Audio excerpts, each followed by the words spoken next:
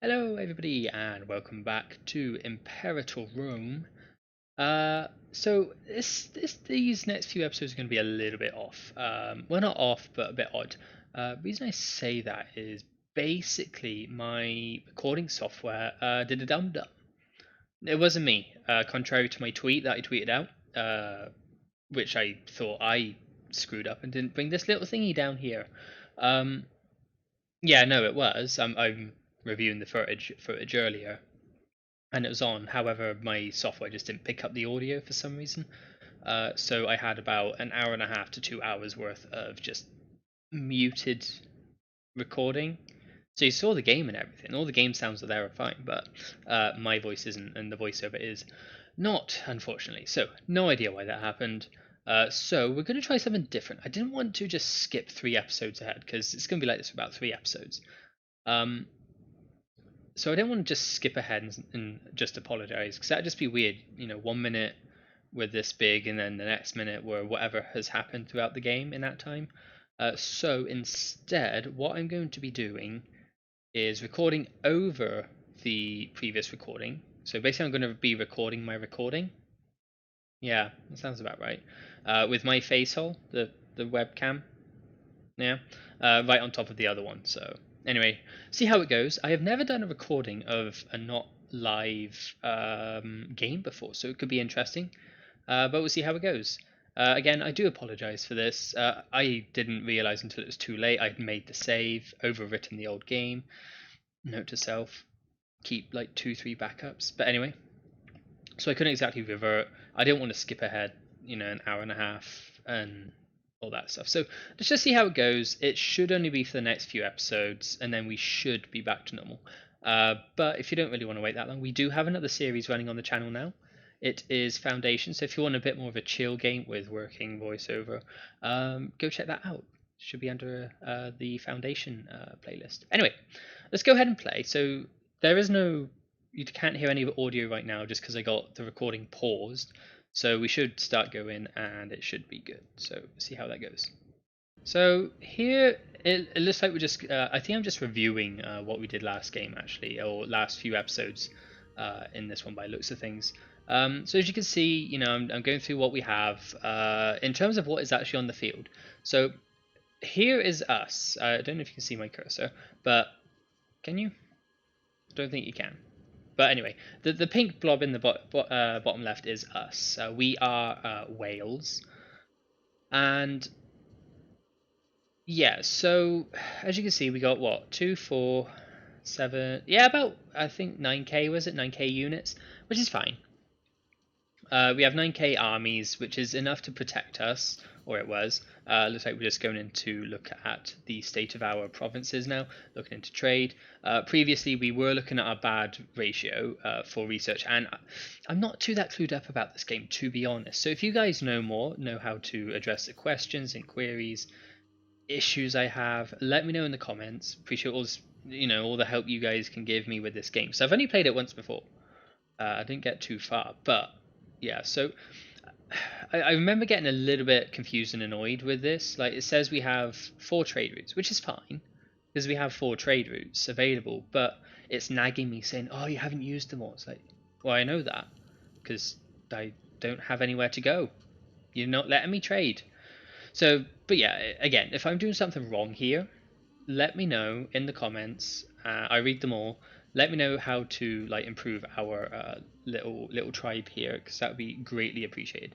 I think here I was just looking through our technology because we had a bit of cash built up, and obviously we have, well, all the points we ever need in order to buy this stuff. So I think we're just going through buying everything. I didn't actually catch what that was, but you guys can pause it and rewind it. To be fair to this game, it has got a lot of tooltips and it explains things very well. It's just the stuff you kind of have to pick up on your own that can be not fantastic. So yeah, I was thinking about oh wait, no, I did get it. Yep.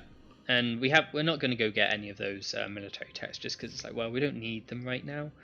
We've got all the supply and all that good stuff. Well, at least in the last war we did anyway. So just checking out our alliances and our diplomatic standing. We had this one come up. So Katia Sonata, a woman of sound reputation A nobleman of great virtue has recently started to spar furiously whilst attending the clan council. Such behaviour is unbecoming of people of stature. However, we have been called upon to take a side in this conflict. Can't remember what I went with here. I think we did take a little time. I think one option was we get 10 loyalty for one, lose 20 on the other, so it's a net loss of 10. And both of them do that, but the third option is minus 40 for like 20 each, but we gain some popularity. And it's like, well, we're not exactly like hurting for popularity. I mean, it would get us like to 90, but I mean, we're a hereditary monarchy or something, so I don't think I don't think that popularity is really all that important. Like this is what I went on in the actual episode, but CK2 was fantastic at letting you build a relationship, a connection with your own characters in the game, right? Like you would every time your character died, you take over the heir and all that good stuff. Here, I think they tried to mimic it a bit with the families and the clans. But the thing is, I really don't care about any of these guys, to be honest, like at all. The only reason I care about them is, well, you give me stats for the Empire, which aren't that great or that noticeable that I've found, and or you give me generals, which, to be fair, I do care about. But you know, I just don't feel a connection to the families. They're actually more of a nuisance because they're like, oh, you don't have me in these offices, and it's like, well, shut up. I don't need you. Oh, fine, I'll recruit you. So yeah, here, yeah, we're still trying to debate because they were both pretty much similar in terms of power and influence. I think one was slightly more richer, one was slightly more powerful, but I think in the end, I can't remember who we went with. And yeah, here's me just getting a bit confused about what the heck statesmanship is. I'm still confused about what that is. Comments, let me know. But yeah, so yeah, I assumed it was a good thing. I don't know, but oh well. So eventually we will decide. But yeah, so what I would really like is, I'm not a huge fan of the family game in this. I liked where they were going, and I see what they were trying to do. However, I just don't think it worked. At least not for me. Like I said, I just can't build a connection with any of the characters. Just because when we die, she's the clan chief, not tribal chief. So when our tribal chief dies, or chiefess dies, somebody else will take over. It doesn't have to be from her clan. It doesn't have to be from her family. It could be this dude right here. It could be his rival who we're also dealing with. My god, we're spending a long time on this. I did not realise we spent that long. Again, it's more me trying to figure out the mechanics of the game, because I haven't played this a lot, so, you know, feel free to skip it. But, you know, it could be anybody. We don't have that lineage thing that we do in CK2, which is, I find, really disappointing. Did we decide? I think we decided. I blinked. I think we decided. Thank God. So yeah, that's one of the big issues I have with this game. I liked where they were going to go with it, but I just don't think it's worked out, or it's not been fleshed out yet. I mean, they are still working on this game, and they do acknowledge that there are a few issues with the game, which is, I have huge respect for that. So you know, in the near future, hopefully they'll be addressing these sorts of issues. So here, I think we're kind of thinking about going to war. But then we looked at our manpower and like, no. Yeah, so on the top there, you can see our stats. Okay. You can see our stats. We got like 74 buckos, which... Oh, yeah. Oh, this was a thing. Yeah, bugs. Gotta love those bugs. So yeah, I can't remember what I was doing. I think I selected multiple things. No. We were going at like max speed or something, and every time I tried to split them off, it said, no. So yeah, I had to pause the game.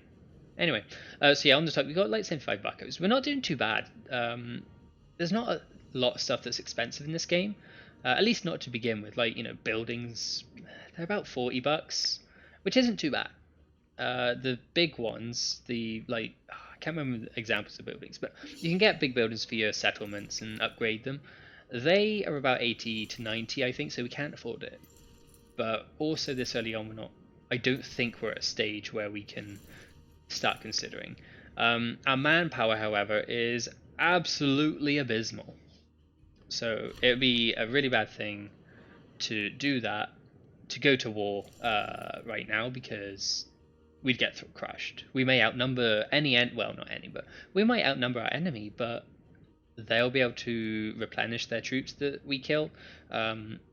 We will not be able to do the same. So eventually, it would become a war of attrition. Who can survive the longest? That would not be us. So what is this anyway? Gobanium land. I think, yeah. So they're fighting again, and we just had to decide who to give a bit of land to. Or we can split it evenly. I can't remember what we did though. Yeah, so again, it's probably this happens, or the other dude gets all the the loyalty and stuff, and the other one loses it. It's like a flip case. Or you can choose the middle ground, and they both hate you. So, I mean, I see why they do it. I do see why they do this. However, if you're kind of trying to rule, if you're trying to rule the way you want, or make this not empire, but this tribe in your image or in the image you want, like perhaps you did want to be a just ruler, and I would have wholeheartedly been like, no, you two are squabbling, the third dude gets it, or it goes to the tribe, or something like that. Oh, friend. So I would have been hands down been like, hell yeah. But there's no benefit, like, at all. There's not. CK2, they do the whole thing again. I'll go back to CK2 quite a bit whilst we play this game, because it is actually the next game in how. Hit my arm. Sorry about that. It is actually the next game in the Grand Strategy series, chronologically anyway. This is just someone from another family just suspiciously getting a lot of money from somewhere. So we try and be nice. We do. We're like, oh, she'll quiet down in time.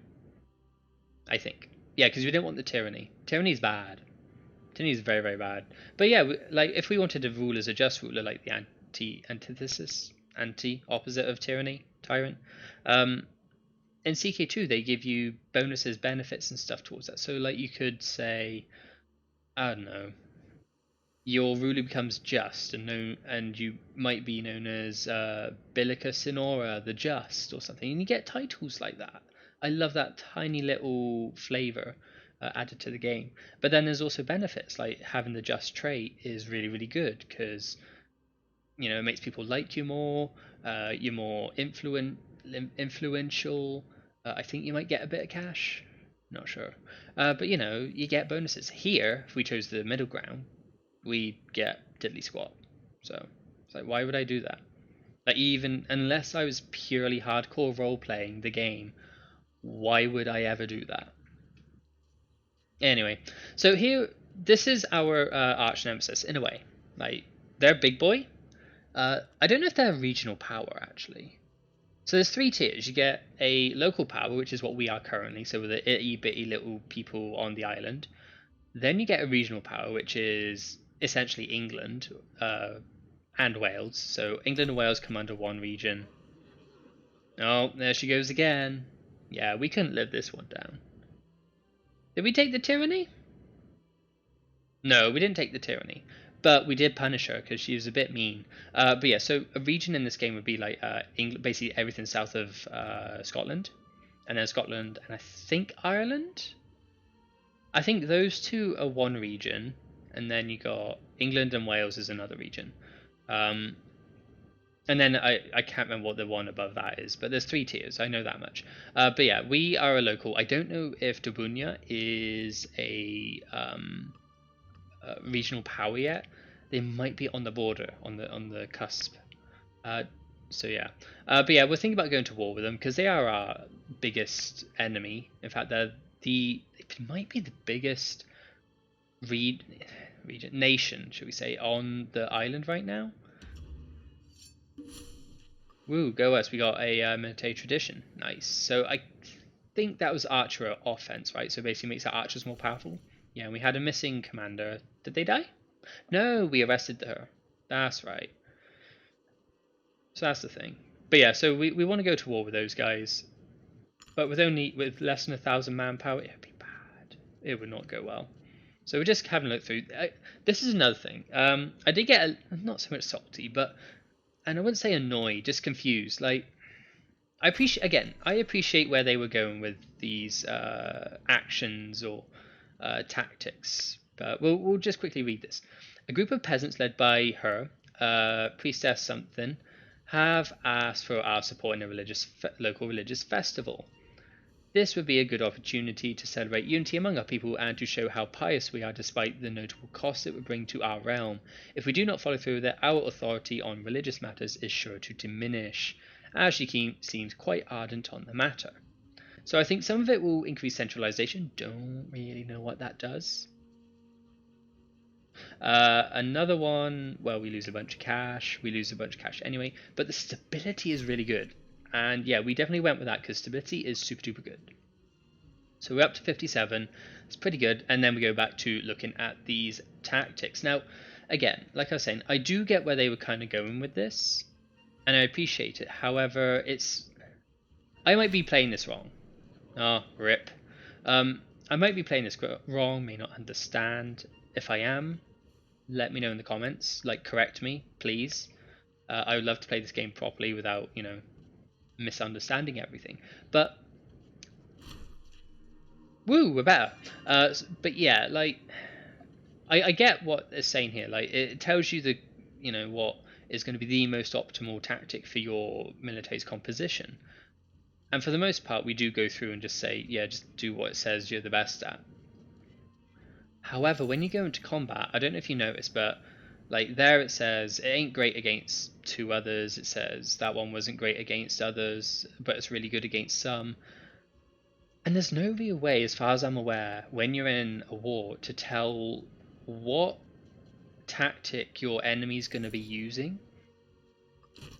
And without, like, if there's a whole spy and espionage element to the game, so you could have spies in your army or send spies out as actual units and they can cross territory without military access, and you can like sneak them or inject them into enemy armies, that would be fine if it told you.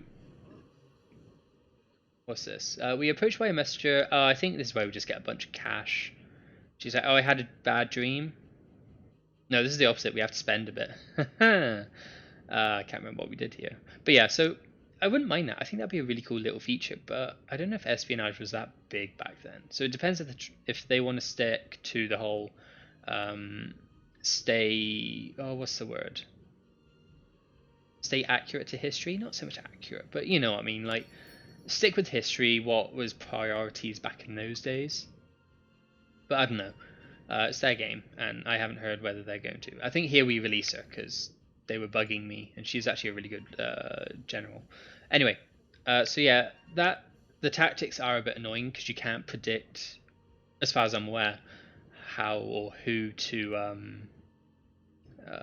like what to set the tactic as, because you just don't know what your enemy's going to be until you begin combat.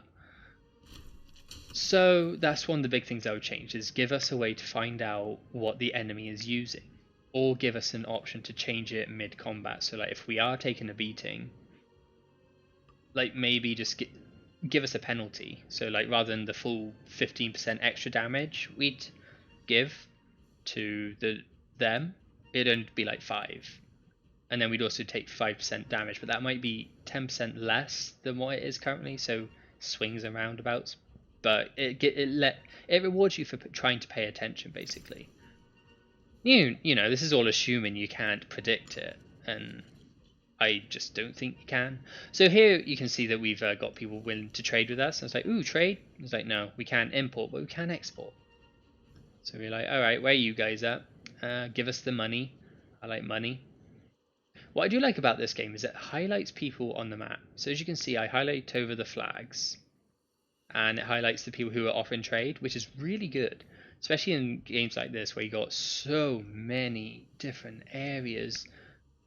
It's nigh impossible to keep up. So like CK2, the amount of times I have had a pop-up come up saying such and such little tiny province wants to, I don't know, come into a marriage with your daughter, yay or nay. It's like, all right, where are they at? And you spend like 5-10 minutes hunting them down, or going through different menus and pop-ups to find out where they are.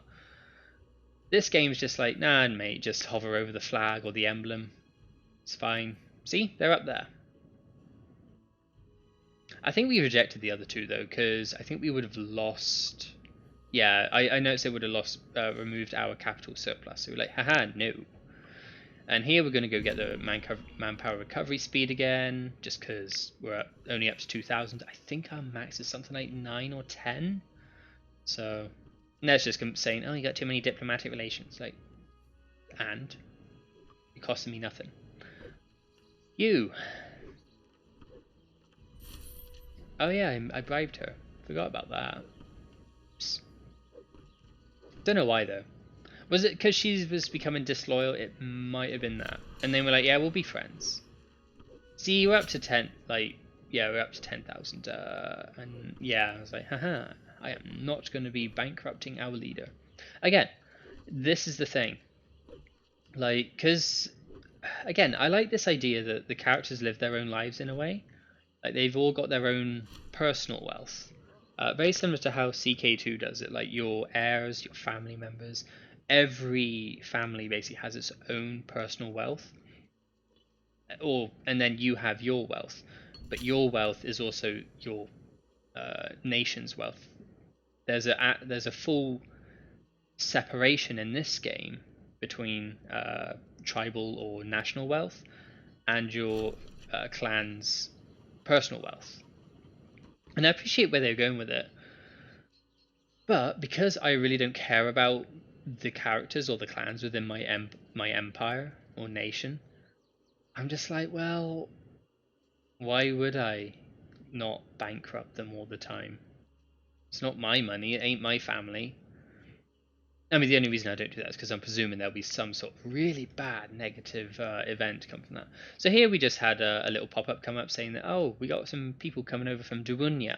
However, if we accept them, Dubunya's going to be upset. I was like, all right, we're going to go to war with them anyway.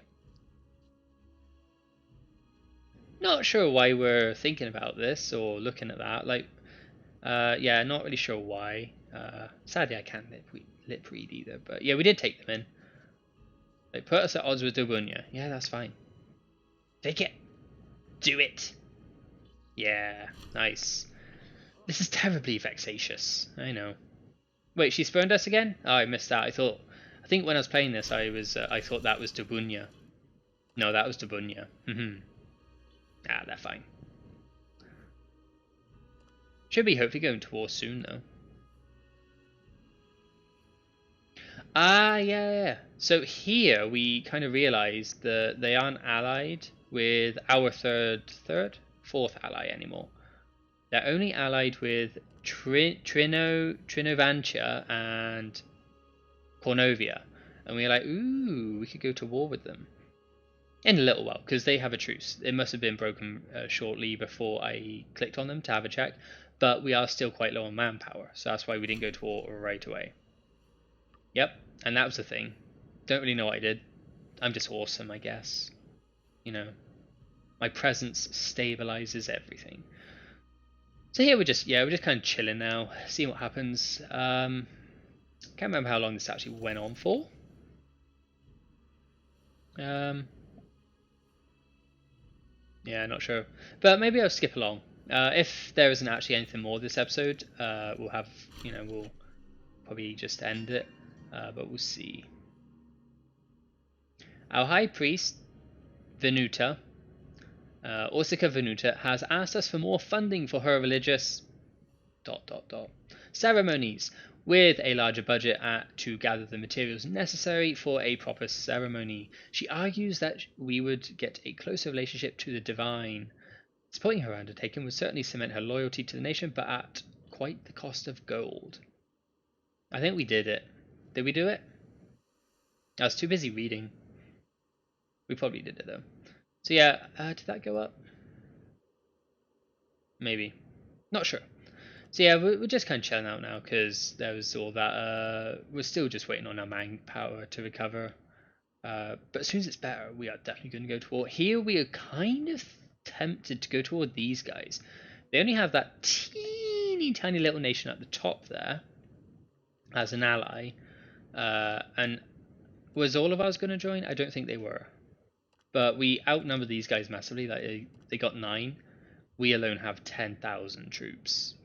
And we're up to 4,000 manpower, so it's pretty good.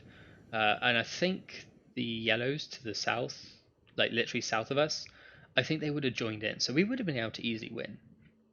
But at what cost? That cost would have been to drastically weaken us in terms of manpower and troop counts. And it might be enough to make Dabunya be like, ah, so you don't have an army there. It would be a shame if somebody were to steamroll all over you and take your capital. So yeah, that I don't think we did go to war in the end. We were just like, all right, we'll play it a bit safe, build up our forces a bit. Meanwhile, the guy there is training like there is no tomorrow, and we're just chilling out. It's good. So anyway, I am going to skip along a bit and see if anything interesting shows up. So I shall be back in just a second. Aha, we're back. So, well, as you can see, I hid that thing. So, I was busy talking about manpower, which, funny story actually, it's quite ironic. So, there we go. One of our clan chiefs, Kachisinata Bay, have proven to be one of our most loyal subjects time and again. We received a message from her where she offered her aid. This is a good opportunity to show the rest of Siluria how loyal she is and to benefit from it. If only more could follow her example. Military might is always worthwhile. Or, a well-known speaker such as she will prove invaluable. Now I can't remember what the other option did. However, I'm going to end this episode here. Or actually I did end this episode here, and we actually continue this in the next one. Haha, cliffhanger. But yeah, we make our choice next time, and well, yep, there we go. Yep.